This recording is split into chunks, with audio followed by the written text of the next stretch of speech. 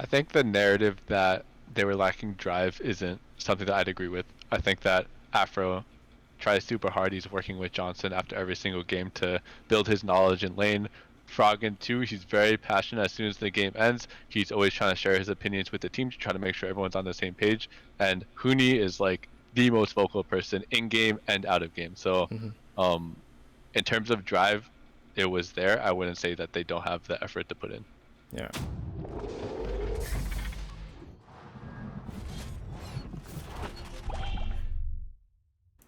This is Zento from Esports Heaven, and I have here with me Thinkcard from Dignitas, head coach actually, and you really aren't in a whole lot of limelight. So, to give a little synopsis, Thinkcard, he was previously the coach for Cloud9 Challenger back in the day, which was the famous one which qualified for the LCS and became FlyQuest. And then way back in the day, he was a jungler for Counterlogic Gaming. So really old school, really veteran. But unfortunately, we got to talk about something somber this time because you guys have lost your playoff series against TSM. And to start off, I guess, what do you think were the larger problems for your team this series? Well, this series, it seemed like we're going to the series, we knew that it was just going to be a test of whether we can follow the fundamentals of the game and not beat ourselves. So every game we had tools to fight. We had like winning 2v2s top with like the Renekton, and when we lose like a 2v2 top with like Renekton Olaf versus Set Shen, then obviously it's going to be kind of a tough game. So it just comes down to like our planning and our execution with our fingers. Ah, okay. So as far as the draft itself, you had a unique pick with Kane, in game two. Kind of a throwback to TSM in a way. Was this something you guys heavily practiced? I mean, could you kind of explain the rationale behind the pick itself? So Kane actually has a pretty good matchup into Nidalee because both junglers are farming very fast clear, and then once you get level 6, you can pretty much 1v1 the Nidalee because you have an ultimate and she doesn't, and so you Mm-hmm. match the clear speed, you can actually clear a little bit faster than her, and then post 6, you can 1v1 her even if before you have your form. But then once you get your form, then obviously very strong champion. So Mm-hmm. we did win the 2v2 early that game. It just came down once again. Once we got our advantages of having mid push and bot push, we weren't super disciplined and we threw an advantage right back at them. Mm-hmm. Do you think Kane in itself is a risky pick, just inherently the champion? Into Nidalee, I don't think it's too risky. The fact that they had Shen makes it a little bit harder for Kane to 1v1 than Nidalee, but Mm-hmm. all in all, it's just a little bit of a different play style. You can elect to play a little bit slower, wait till you get the form at like 8-9 minutes, and then Kane's a strong champion. So I wouldn't say it's risky if you pick it as a counter pick. It's just slightly different communication to enable the pick. Ah, okay, that makes sense. Makes sense. And then there was also some criticism towards the Renekton first pick in both game one and game two. And I think whenever anyone looks at the draft and they see that you've lost a game or you've lost two games on a pick, they inherently just focus in on that. But although game one did look decent from Viper, game two looked pretty rough. Would you have changed the Renekton pick if you could go back in time, theoretically?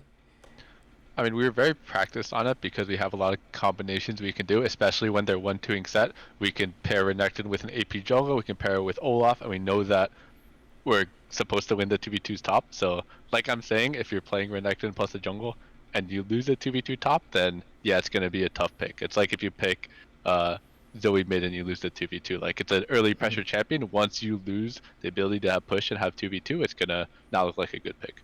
Yeah.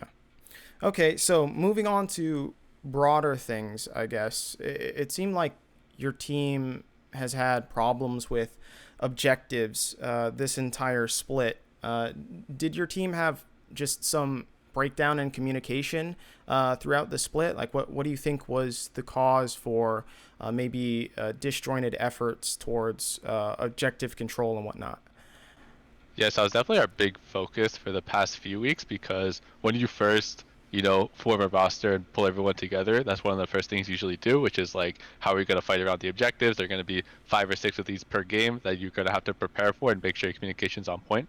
So since we brought this full roster together, like week 6, we had a little bit less time to do that. So it's just something that we had to keep drilling while we're adding all these other skills to the team. So Mm-hmm. I would say overall it got better as the season went on, but like I said, it's hard to take something week 5, week 6 and have it super polished within 5 to 6 weeks. Yeah. And I mean, before I jump into, I guess, your roster iterations and whatnot, I did notice that within this series itself against TSM, you guys elected to not play Morgana, which gave TSM quite a bit of trouble in their match against Golden Guardians before in the winners bracket of playoffs. So, was there a reason for not picking this champion? So Morgana itself is strong into Caitlyn if you have Ashe, because it's like a pushing champion, and usually Caitlyn will then need like Thresh or some engage or poke to outpush the Ashe. But this series we just played like game 3. We just did Ashe into Kate with Karma, which is same thing. As long as you can outpush the Caitlyn should be stuck on the turret and pretty useless. Mm-hmm.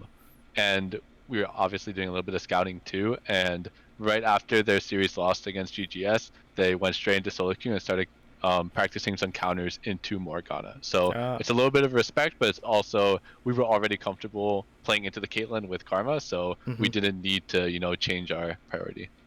Okay, that's cool. A little reconnaissance mission you got going on there. Okay, so as far as the entire roster iteration, I mean, you guys went through multiple different ones, before finally settling on this one, with Lorlo and Acadian and Froggen being subbed out.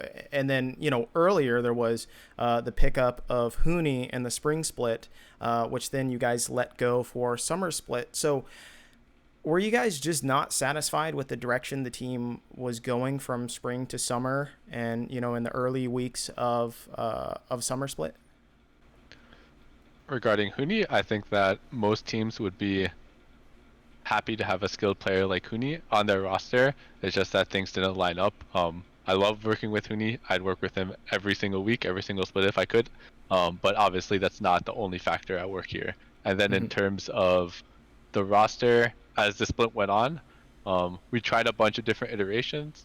For us, we do think that each of the players has their own strengths and weaknesses. They do have the ability to fit on a team in LCS if they have the right proper pieces. But for us, it's trying to figure out the right fit to make sure that we can get a combination that works. And we Yeah. ended up settling on Phoenix Stardock and Viper because they had a little bit more killer instinct. We had a little bit more aggression, and we're able to play the fights with a lot of confidence, which is something that we were lacking earlier. Not saying that the other iterations don't have good players. It's just something that we really needed in order to, start building momentum to get into playoffs. Mm-hmm.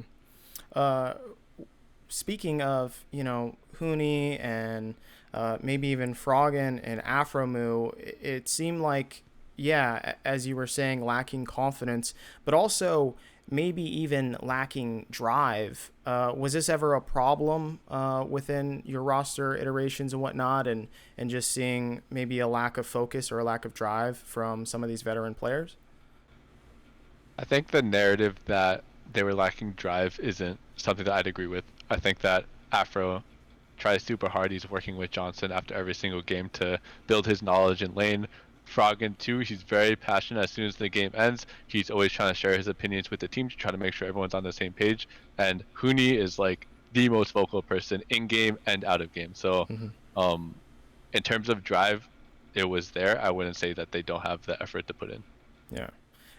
Were you ever kind of afraid that you would disrupt the synergy between the players quite a bit by so many roster shuffles? Like, do you value, I guess, the roster shuffle more than the synergy itself of the players? Because one would say that, well, why not just try and work it out between some of these players and see if you could get further, because they've already built up this synergy and whatnot.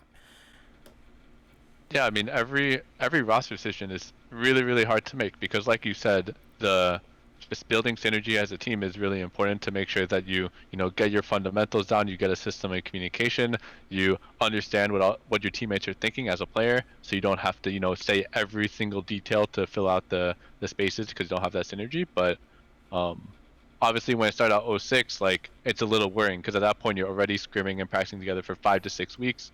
Yeah.